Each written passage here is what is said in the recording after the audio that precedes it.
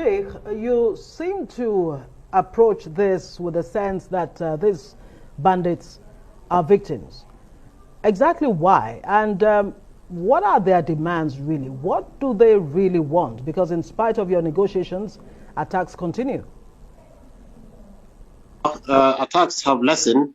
It's just one case you have of the Kagara boys. Without it, there is a drastic change. We have seen absolute drastic change in Zamfara, in Sokoto State, where negotiations are going. So you don't take sporadic cases and just, what do you call it, explode it. Even the Maiduguri incident here I don't think it's a big threat because the military has surrounded the town. There is no more continuous bombardment. It's just sporadic attacks. Shouldn't frighten people. I think the military should be on top of the situation. But yet, negotiations are very useful in seeing that we get these boys or youth to get sense into their head and just admonish them and show them the fear of God. And it also works. Okay, so in terms of what they want, what exactly did they say to you will make them surrender their weapons? Because no matter how you look at it, they're criminals. You see, you are emphasizing on criminality. I don't know who, even the press are criminals too, because they are putting fire into, they're putting oil into fire. These people are listening to you. You see, you don't address them as criminals if you want them to succumb. Youth are ready to put down their weapons. Now they're hearing you are calling them criminals. How do you want them to cooperate?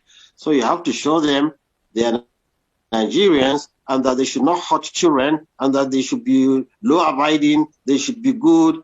This is the language we want to hear the press to assist us in getting the boys. You see, when we talk with them with a nice wordings, they are ready to put their weapons down. They are ready to listen to us. Well, you see, when the language is about criminality, about kill them, about jail them, then this is what we end up having. And you can see even the Niger Delta people have already started coming out too, to threaten the nation. So it's a worldwide, it's a national-wide problem we have with the youth taking weapons because it gives them a false sense of authority and importance. But if you show them, look, you are part of the society, you are part of the nation, please don't injure us. Let's work out, let's listen to them. What do you really actually want? You will find that you are getting results. But that language of criminality, I think, should be struck out temporarily from the... Sheikh Gumi, let me come back to this question. Anybody who picks up arms and goes around shooting and killing people, kidnapping and demanding ransom in some cases, raping women in different communities, that is an act of a criminal.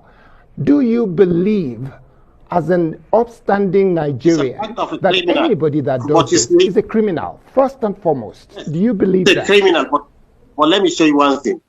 But I don't wish for you anything, but you yourself now, if you are stopped by armed robbers on the road, this word criminals, you will not use it on them. You will not use it on them. Tell them good things and obey their instructions so that you save yourself. We are trying to save the nation from this youth that has a false sense of authority when they see they are holding guns. How do we get and catch the guns from them? The language we use is very important. So what you're saying is that we should not call a spade a spade. You have been saying that these bandits, well, you say we should not call them bandits or we shouldn't call them criminals, that Nigerian government should negotiate with all criminals all over the country in order to have peace. Are you saying we should also negotiate with armed robbers, with rapists, with other kidnappers, whether they are from any tribe, whether they are Igbo, Yoruba, Nupe, and what have you? Is that what you're saying, Sheikh? Yes, you see, let me tell you something.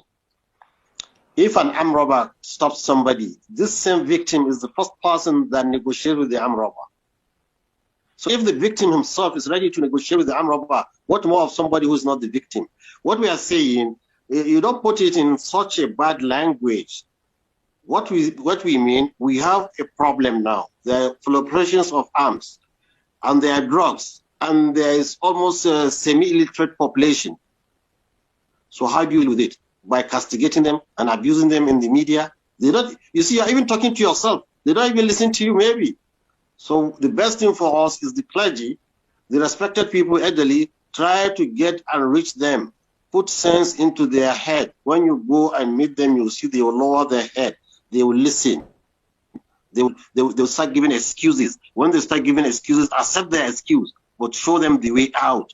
We are trying to nurture them out from this criminality into being good citizens. It's not by just castigating them, and because we have, you see, you have the power and instrument of media, and you should use it properly. That we bring people together and not try to spread things that divide people. This youth, I'm telling you, they need somebody to bring them close, to show them what you call it, a kind of soft side,